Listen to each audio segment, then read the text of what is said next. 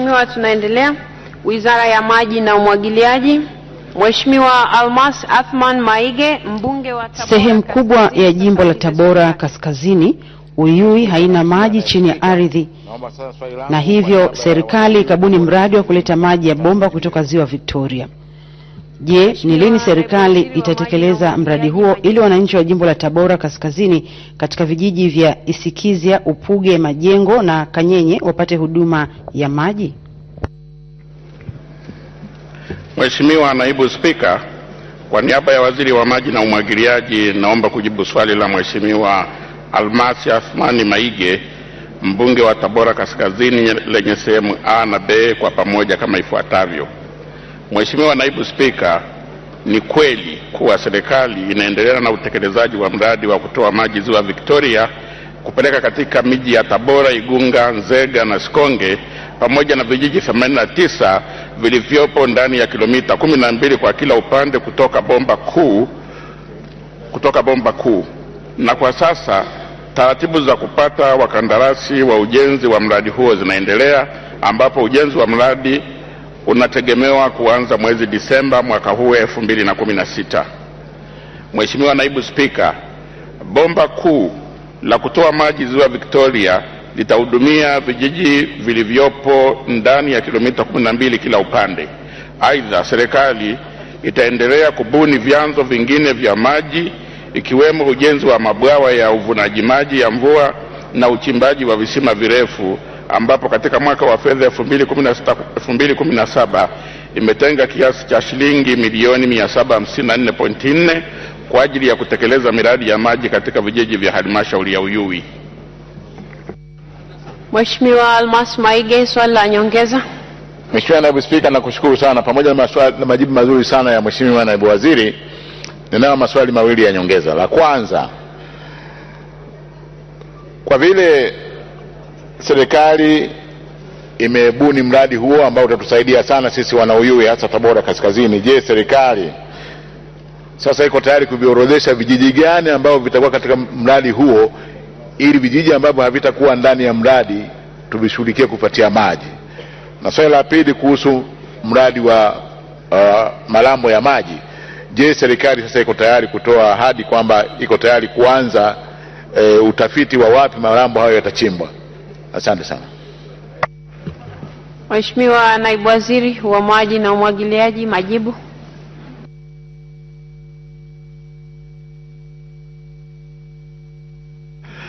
Mheshimiwa Naibu Spika, kwa niaba ya Waziri wa Maji na Umwagiliaji, naomba kujibu maswali mawili ya nyongeza ya Mheshimiwa Maige kama ifuatavyo. Nitaanza na swali la pili B, kuhusu mpango wa serikali kujenga mabwawa. Kwanza naomba nitoe taarifa kwamba kulingana na survey ambayo tumeifanya, tuna mabwawa 3000 ambayo yameshajengwa hapa nchini kwetu, na katika hayo asilimia 50 yanafanya kazi na asilimia 50 hayafanyi kazi. Kwa hiyo mpango tulionao ni kuhakikisha kwamba haya asilimia 50 ambayo hayafanyi kazi tunayafanyia ukarabati.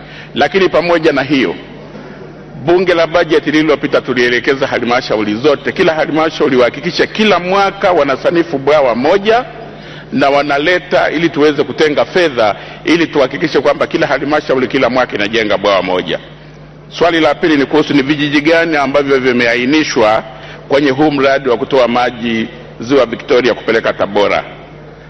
Mheshimiwa Naibu Spika, maeneo yatakayopitiwa na mradi huu ni pamoja na kata ya Upuge, ambao kijiji cha Upuge, Muhogwe, Lungunya na Kasenga vitapata maji. Kata ya Magiri, ambao kijiji cha Magiri, Imalampaka, Kalemela vitapata maji. Kata ya Isikizia, ambapo kijiji cha Ilalwa Simba, Isikizia, Igoko, Ibushi vitapata maji. Kata ya Ibela Mailundi, kijiji cha Ibela Mailundi, Mtakuja, Itobela, Isenegeja vitapata maji. Na pia kata ya Ilolanguru, ambapo kijiji cha Kasisi A, Ngokolo na Isenga vinatarajiwa kupata maji kupitia katika mradi huu. Asante. Tunaendelea. Wizara ya Mambo ya Ndani ya Nchi, Mheshimiwa Susan Peter Masele, mbunge wa viti maalum. Serikali imechukua juhudi gani za makusudi kudhibiti vitendo vya kubambikiza watu, kesi vinavyofanywa na baadhi ya askari wasiokuwa na maadili? Na je, serikali itakuwa tayari kuanzisha kitengo cha siri ndani ya jeshi la polisi kitakachoshughulikia adha hii? Waziri Mheshimiwa Mwigulu Nchemba anajibu. Naibu Spika, naomba kujibu swali la Susan Masele, mbunge wa viti maalum, kama ifuatavyo. Mheshimiwa Naibu Spika, jeshi la polisi linafanya kazi kwa mujibu wa sheria, kanuni, miongozo pamoja na taratibu. Na wale wanaobainika kukiuka maadili ya jeshi huchukuliwa hatua kwa kuwashtaki kijeshi kwa mujibu wa PGO 103 na 104 kwa kuwapa adhabu mbalimbali, ikiwepo kuwafukuza kazi wanaobainika kukiuka maadili ya jeshi, ikiwemo kubambikia watu kesi. Mheshimiwa Naibu Spika, serikali kupitia jeshi la polisi imefanya jitihada za kuanzisha kitengo cha malalamiko katika ngazi ya makao makuu, mikoa na hata wizara, ili kutoa mwanya kwa mtu yeyote anayeona kuwa ameonewa kuwasilisha malalamiko yake na malalamiko hayo kushughulikiwa. Hata hivyo, raia wanayo haki ya kulalamika katika vyombo vingine vya kisheria wanapoona hawatendewi haki kwa mujibu wa sheria za nchi.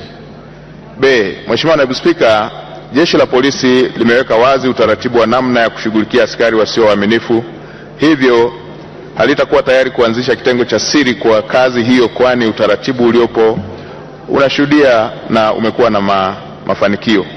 Hata hivyo, siku za usoni, kama hivyo ilivyo kwa mikoa michache hapa nchini, ambapo kazi ya polisi itabaki kuwa ni ya kupeleleza kesi na mwenye mamlaka ya kupeleka kesi mahakamani ni mwanasheria mkuu wa serikali. Mheshimiwa Susan Masele, swali la nyongeza. Asante Naibu Spika kwa kunipa nafasi hii nami niweze kuuliza swali moja la nyongeza. Serikali inatoa kauli gani kwa jeshi la polisi kupitia askari wasio waadilifu wanaokamata watu, hasa viongozi na wafuasi wa Ukawa, na kuwaweka mahabusu kwa zaidi ya masaa 24 bila kuwapeleka mahakamani, wakijua kwamba wanavunja sheria, kwa kuwabambikizia kesi za uchochezi na cyber crime? Asante. Mheshimiwa Waziri wa Mambo ya Ndani ya Nchi, majibu.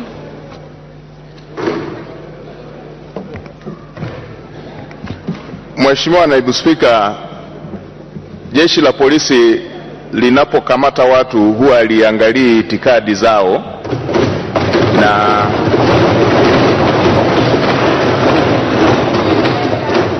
na linapowafikisha watu mahakamani aliwaulizi kadi ya chama alichonacho,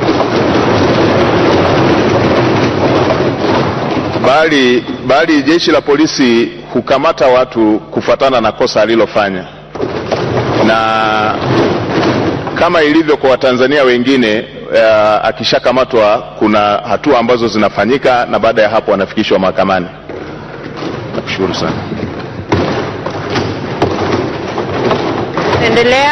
Mheshimiwa Hasna Sud Katunda Mwilima, mbunge wa Kigoma la Ilagala, limehodhi eneo kubwa la shamba na kufanya wananchi wa kata ya Ilagala kukosa maeneo ya kulima. Je, serikali haioni muhimu wa kutoa sehemu ya eneo kwa ajili ya wananchi wa Ilagala ili na wao waweze kupata maeneo ya kulima? Swali hilo limeelekezwa Wizara ya Mambo ya Ndani ya Nchi na waziri anajibu. Mheshimiwa Naibu Spika, naomba kujibu swali la Mheshimiwa Hasna Sudi Katunda Mwilima, mbunge wa Kigoma Kusini, kama ifuatavyo. Mheshimiwa Naibu Spika, gereza la Ilagala ni gereza la kilimo na mifugo ambapo lina miliki jumla ya ekari 10,760, na kati ya ekari hizo ekari 4,500 ziko katika mlima na mabonde ambapo zimehifadhiwa kwani ni vyanzo vya mito katika eneo hilo. Ekari 3,000 zimetengwa na zinatumika kwa ajili ya ufugaji wa ng'ombe, mbuzi na kondoo, na ekari 5,000 kwa ajili ya makazi, na ekari 2,760 ni kwa ajili ya kilimo cha mazao ya mahindi, mahindi ya mbegu, michikichi, mihogo, mbaazi, mboga pamoja na matunda. Hata hivyo, pamoja na shughuli tajwa hapo juu, eneo hilo bado halitoshelezi kwa ajili ya mahitaji yaliyokusudiwa.